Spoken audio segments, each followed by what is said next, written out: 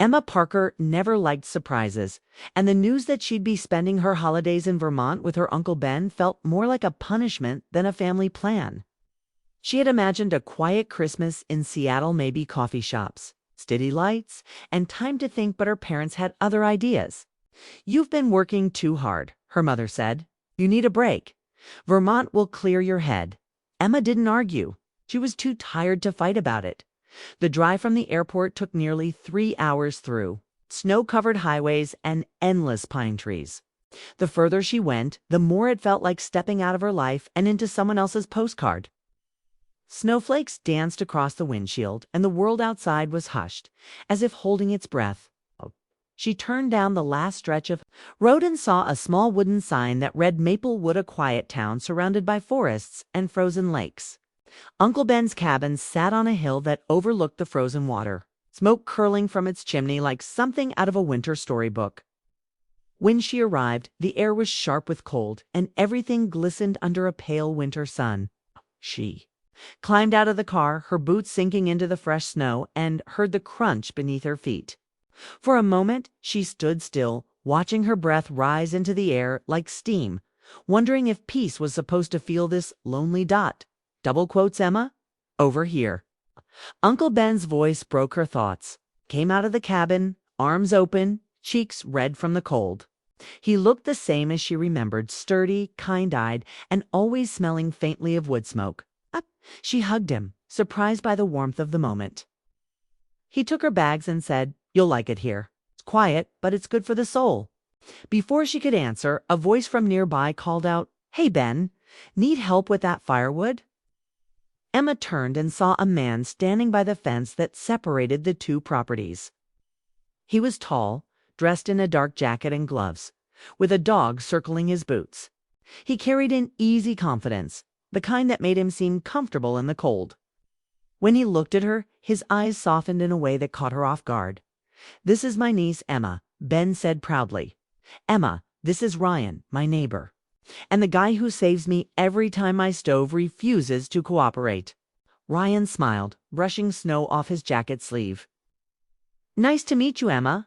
Vermont's colder than Seattle, I bet." His voice was calm, low, and warm in the frozen air. Emma nodded awkwardly, suddenly aware of how city-tired she must look. "Yeah," she said with a small laugh. "My shoes weren't built for this." Ryan chuckled and gave a small wave before heading back toward his yard, his dog trotting behind him. Emma watched for a moment before following her uncle inside. The cabin smelled like pine and cinnamon. A crackling fire filled the room with light and warmth. On the mantel sat framed photos, been fishing, been with neighbors. Ben laughing beside a woman Emma vaguely remembered as her aunt before she passed years ago. "Make yourself at home," he said. "Dinner's at 6, but first you should see the view." She followed him to a wide window overlooking the lake. The sun was setting, and the sky had turned a deep shade of golden pink, reflecting off the ice. It was breathtaking quiet, still and endless. Something about it tugged at her chest at night. As snow fell quietly outside, Emma unpacked in the small guest room upstairs. The air smelled faintly of cedar. She sat on the edge of the bed, listening to the wind tapping at the window. Her phone buzzed a message from her coworker in Seattle asking if she'd checked her email. She turned it face down. For once, she didn't want to think about deadlines or meetings. Downstairs, Ben called out, "Emma, come down for dinner." She joined him at the wooden table, where bowls of soup steamed beside a loaf of bread. The food was simple but comforting. He talked about the town, the people, and how quiet winters made time feel slower. She listened, nodding, half lost in thought. After dinner, she offered to help clean up, but Ben waved her off. "Go take a walk if you want," he said. "You'll sleep better." So she bundled up and stepped outside. The cold bit at her cheeks, but the night sky was full of stars, more than she'd ever seen. The lake shimmered faintly in the distance. She walked a few steps toward the fence and heard a soft bark. Ryan's dog ran up to her, tail wagging. "Hey there," she said, bending to pet it. "You made a friend," came Ryan's voice from the shadows. He walked over, holding a lantern that cast a golden glow between them. Sorry about Max. He thinks everyone with warm hands is his new favorite person. Emma smiled. He's sweet. Ryan leaned on the fence. So, how's your first day in Maplewood? She looked around the snow, the quiet, the soft hum of the wind through the trees. Peaceful, she said. I don't remember the last time I heard this much silence. Silence can be loud when you're not used to it, he said thoughtfully. But give it time. It grows on you. They talked for a few minutes about the town, about how Ryan taught literature at the local college, and how winters here made everyone slow down and notice things they usually overlooked. Emma found herself laughing more than she expected. His presence was easy, steady like a calm she hadn't realized she was missing when the wind picked up. She pulled her scarf tighter. I should probably head back before I freeze. Ryan smiled. Good idea. You'll get used to it, though. Everyone does. Maybe, she said, though she wasn't sure she'd be there long enough to find out. She waved and started back toward the cabin. Behind her, the sound of his dog's playful bark echoed softly in the snow. When she glanced back, Ryan was still standing there, watching the stars. Something about that small moment stayed with her, a quiet warmth that didn't belong to the cold. Inside, she slipped off her boots and climbed the stairs to her room. The firelight downstairs flickered through the cracks under her door, and she lay in bed staring at the ceiling. Her mind replayed the Datha long drive, her uncle's smile, the snow-covered lake, and the man next door with kind eyes. Outside, the wind whispered through the trees. Somewhere in the distance, a dog barked once and went quiet. Emma closed her eyes, feeling the first true calm she'd felt in months. She didn't know what the next few days would bring, but for the first time in a long while, she wasn't dreading tomorrow. And as the snow kept falling, silent and endless, she couldn't help but wonder, why did one stranger's smile feel like the start of something she hadn't even known she was waiting for? The days in Maplewood began to pass with a soft rhythm that Emma hadn't known she needed. Each morning, sunlight filtered through her window, turning the snow outside into a field of diamonds. Uncle Ben's cabin was always warm, filled with the scent of coffee and the faint crackle of the fireplace. Emma helped with chores, baked pies with her uncle's recipes, and took long walks around the frozen lake. Life slowed down, and she realized how long it had been since she'd truly stopped to breathe. Every morning, she'd see Ryan outside. He lived just across the narrow field that separated their homes, always out early walking his dog, Max. Sometimes he waved, sometimes they just nodded. Other times, he'd walk over to say good morning and ask how her uncle was doing. His tone was always calm, his smile easy. Emma found herself looking forward to those short conversations more than she wanted to admit. One afternoon, while helping Ben hang Christmas lights on the porch, she heard Ryan's voice behind her. "Need a hand with those?" he asked. She turned, surprised, and saw him holding a bundle of extra lights. "I had some left over from last year," he said with a grin. "They might help you finish the roof." Ben clapped his hands together. "Perfect timing. Take these old knees inside and let you two finish up." And before Emma could protest, he disappeared into the cabin, leaving her on the ladder and Ryan holding a strand of twinkling lights. "Guess it's just us," Ryan said, passing her the lights. "Guess so," she replied, smiling despite herself. He steadied the ladder as she worked, teasing her when she nearly lost her balance. "You're doing great for a city girl," he said, laughter in his voice. "Hey, I'm not completely helpless," she shot back. "I didn't say you were," he said softly, looking up at her. "Just brave enough to climb a frozen ladder for the sake of Christmas spirit." By the time they finished, the sun had dipped below the trees, and the porch glowed with a soft golden light. They stood side by side, watching their work. "Looks perfect," she said quietly. "Yeah," Ryan murmured, not taking his eyes off her. That night, the cabin felt warmer than usual. Emma caught herself thinking about Ryan's voice, the way he smiled without forcing it, how he seemed to see right through the noise in her head. She shook off the thought, telling herself it was just the small-town charm. But deep down, she knew it was something more. Over the next week, they began to run into each other more often. At the general store where he insisted on helping her carry groceries. On the lake trail where Max would race toward her every time he saw her coming. Even in the evenings when she'd step outside for air and find Ryan already there, drinking coffee under the stars. They talked about simple things at first: the weather, the quietness of Maplewood, his college students who never turned their essays in on time. But soon their talks grew deeper. She told him about her job in Seattle, how it felt like her life was spinning too fast. He listened quietly, then said, "Sometimes the world pushes too hard. Vermont slows it down." Emma smiled. "You sound like my uncle." "Your uncle's a smart man," Ryan replied. "He knows what matters." "Your uncle's a smart man," Ryan replied. "He knows what matters." On Christmas Eve, Ryan invited her and Uncle Ben to a small get-together at his place. "Just a few neighbors, some food, and bad singing," he said with a grin. Emma agreed, though she wasn't sure why her heart felt nervous about it.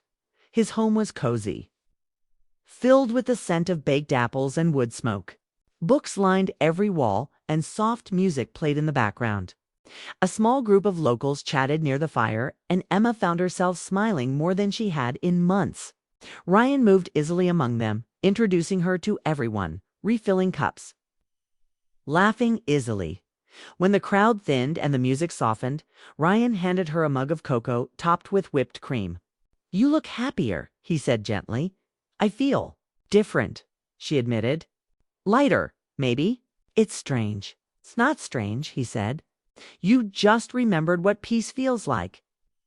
For a moment, neither spoke. The fire flickered between them, painting gold light across his face.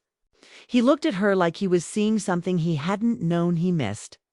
Emma felt her chest tighten, not in fear, but in something softer, quieter.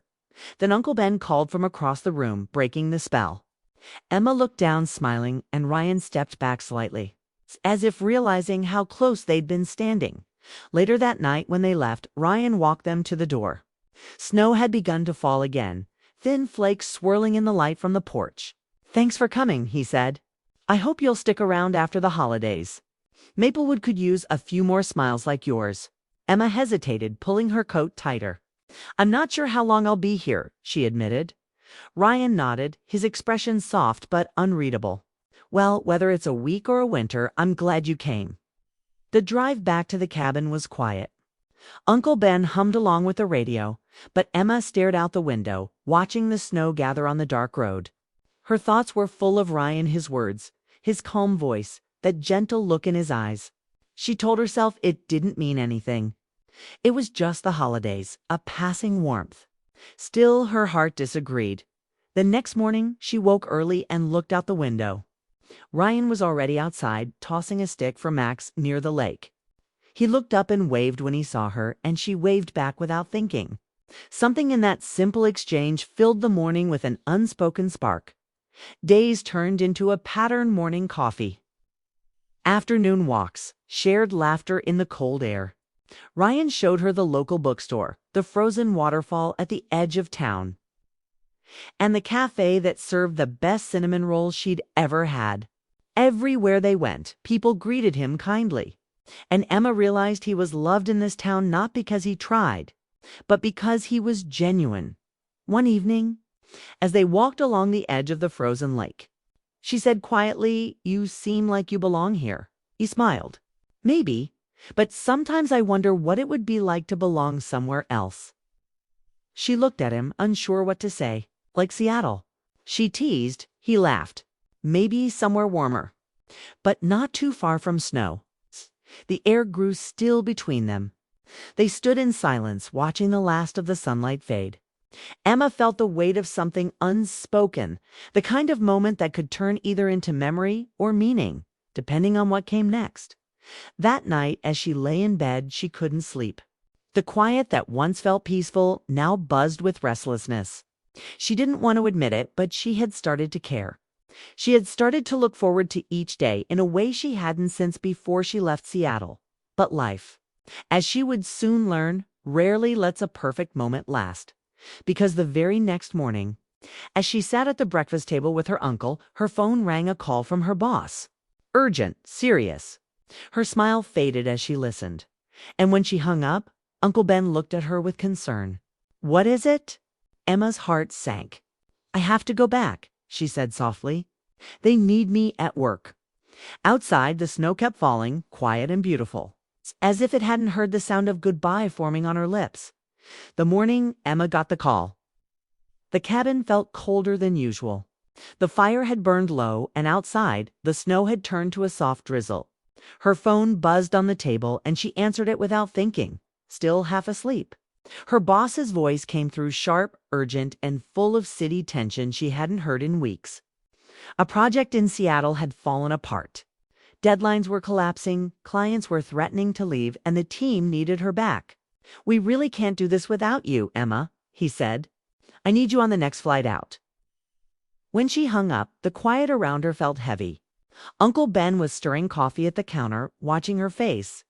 "Trouble?" he asked gently. She nodded, her throat tight. "Work emergency." "They need me back." Ben sighed, setting down his mug. "You sure you have to go right away? You've been looking better here. Happier." "I don't have a choice," she said, forcing a smile that didn't reach her eyes. "It's my job." They both knew that wasn't the whole truth. It wasn't just about work. It was about fear. The fear of what she was starting to feel, of what she might lose if she stayed longer. She packed quickly, folding clothes that still smelled faintly of pine and wood smoke. Each sound the zip of her bag. The creak of the floor felt too loud. When she stepped outside to load her suitcase into the car, Ryan was already there, leaning against his fence with Max at his feet. "So," he said quietly, "you're leaving?" She nodded, swallowing hard. "There's a problem at work. They need me back right away." Ryan's eyes softened. "I get it. You've got your life there, guess," she said. The words felt hollow. He stepped closer, his breath visible in the cold air. "I'm not going to say goodbye. Then," he said, "because I have a feeling this isn't the end." Her chest tightened. "Ryan," he smiled faintly, "just don't forget this place. Or me. I won't," she whispered. Ben came out to give her one last hug. "Take care of yourself, kiddo. Don't lose that peace you found here," he said. She nodded, blinking back the sting in her eyes. Then she got in the car, started the engine, and drove away. Through the rearview mirror, she caught one last glimpse of Ryan standing by the fence, hands in his pockets, watching her until the snow and distance blurred him from sight. The drive back to Seattle felt endless. The snowy trees gave way to highways and gray skies, and with every mile, the world seemed louder again.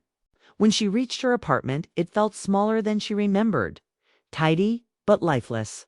The hum of the city outside her window filled the silence that Vermont had once soothed. The next morning, she went straight to the office.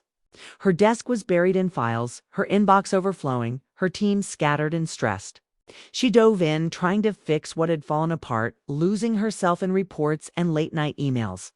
But even as she worked, her mind drifted back to Maplewood, to the way the snow sparkled in the morning, to her uncle's laughter, and to Ryan's steady voice saying, "You seem lighter here." Days turned into weeks.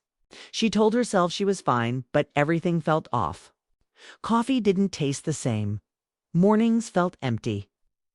And her apartment echoed with the kind of quiet that wasn't peaceful at all. She started walking home after work instead of taking the train, just to feel something real again, the air, the city lights, the hum of strangers. Still, nothing filled the ache that had started in her chest the moment she left Vermont. One evening, while sorting through a pile of mail, she found a small envelope without a return address. Her name was written across it in neat, familiar handwriting. Her heart skipped. She tore it open, and inside was a short note on cream-colored paper. "Hey, Emma, Max misses you. He keeps running to your side of the fence every morning. The lake's still frozen, and your uncle says he's saving a pie for next time you visit. Hope Seattle's treating you kindly." Ryan, she read it 3 times, her throat tightening.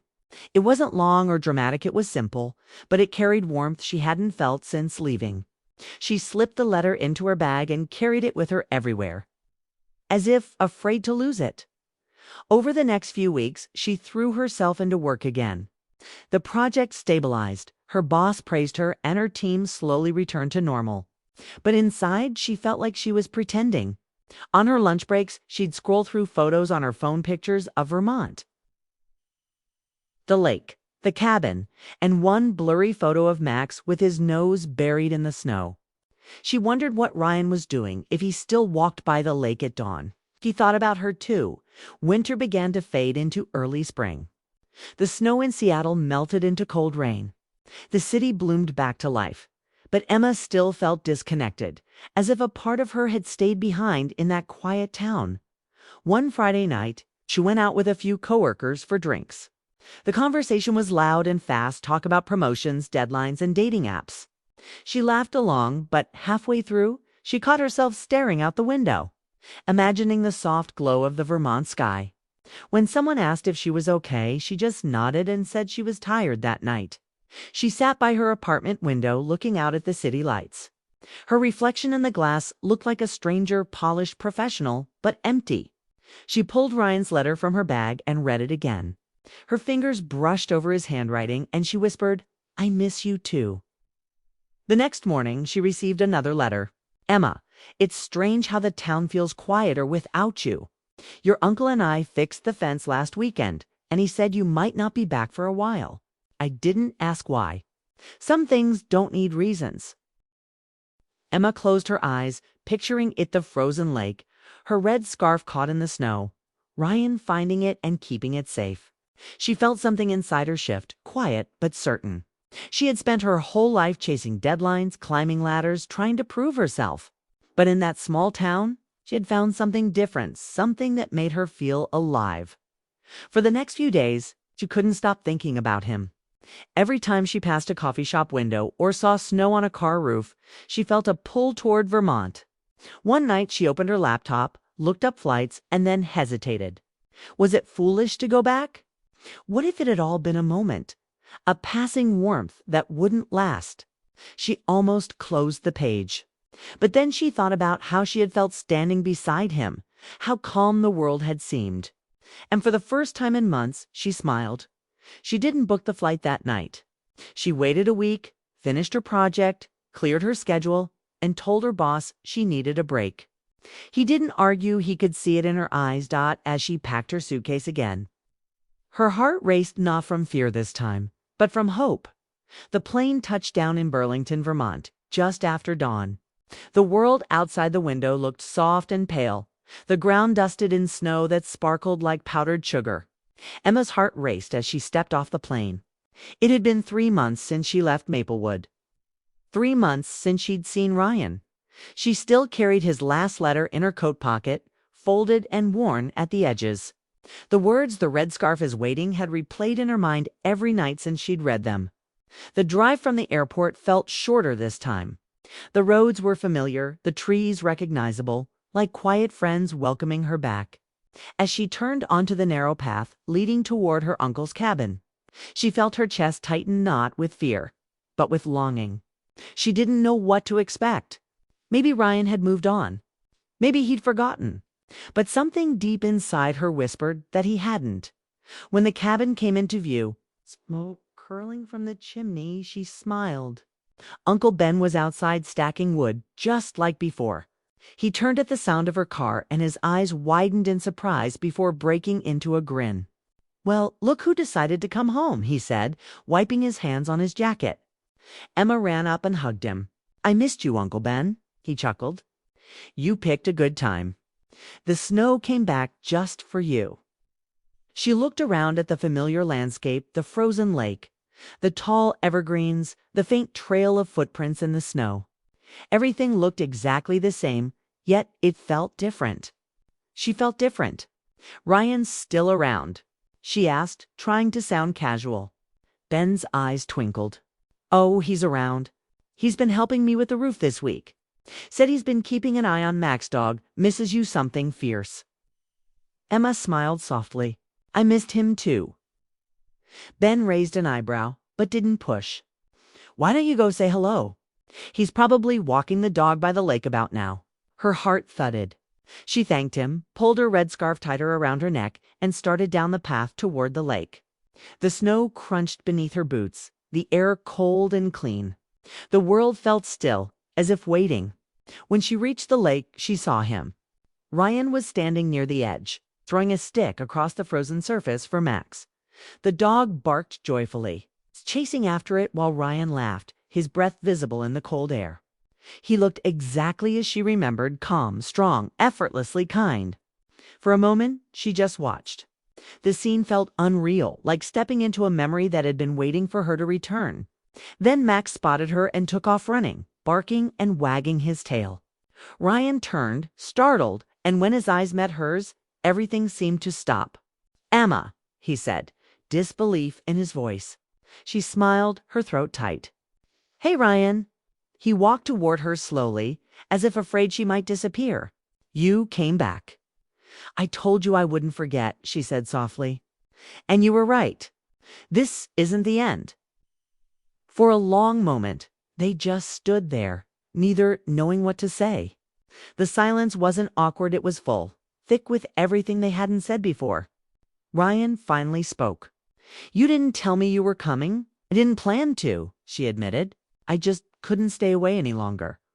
I kept thinking about this place. About you." His expression softened. "And your red scarf." She laughed, pulling it from around her neck. "You kept it safe. I told you I would." He reached into his jacket and pulled out the folded scarf she'd lost. The ends frayed slightly, but still bright. "I almost started to believe you weren't coming back for it." She took it, her fingers brushing his. The simple touch sent a rush of warmth through her, stronger than the cold wind that whipped around them. "I had to," she whispered. "You still owe me that walk around the lake." Smiled, eyes bright. "Then let's finish what we started." They walked together along the snowy path, Max bounding ahead. The air was crisp, and the sky above was painted in shades of pale blue and silver. They talked easily about how things had been. How her job was still busy, but less important now. How she'd realized that peace mattered more than promotions. Ryan told her about his classes, the new students, and how the town felt quieter after she left. "You made it sound like Maplewood was waiting for me," she said playfully. "It was," he said. "We all were." She glanced at him, smiling, but his words carried a weight that made her heart ache in the best way. When they reached the far side of the lake, they stopped. The world was silent except for the wind moving through the trees. Emma looked out at the frozen water, her breath catching. "It's beautiful," she said softly. "It always is," Ryan replied. "But it's better now." He turned to her, eyes steady. "You don't have to go back, you know." "Not unless you want to." Kema hesitated. "My job will survive without you," he said gently. "You deserve a life that feels like yours, not one that drains you." She looked at him, tears stinging her eyes. "You make it sound so simple."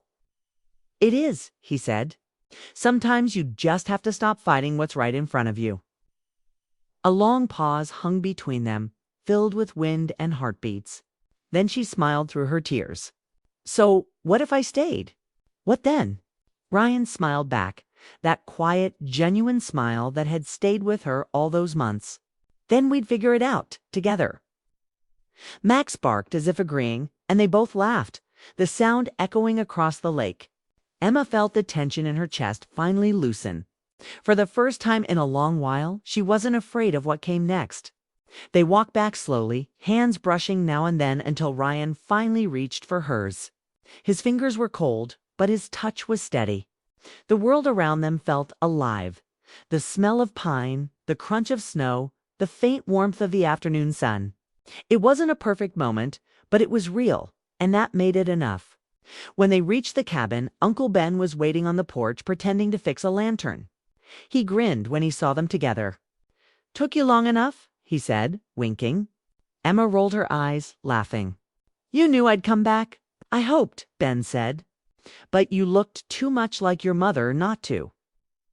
That evening, as the fire crackled inside and the snow fell heavier outside, Emma sat by the window, wrapped in her red scarf.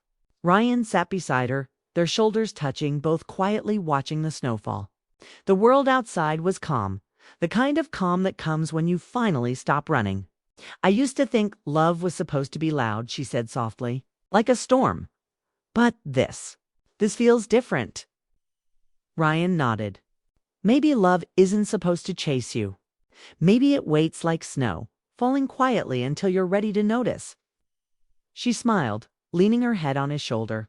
Then I'm glad I finally noticed. He took her hand and squeezed it gently.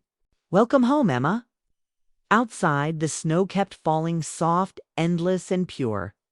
Inside, the warmth of the fire and the steady rhythm of two hearts filled the space with something stronger than words.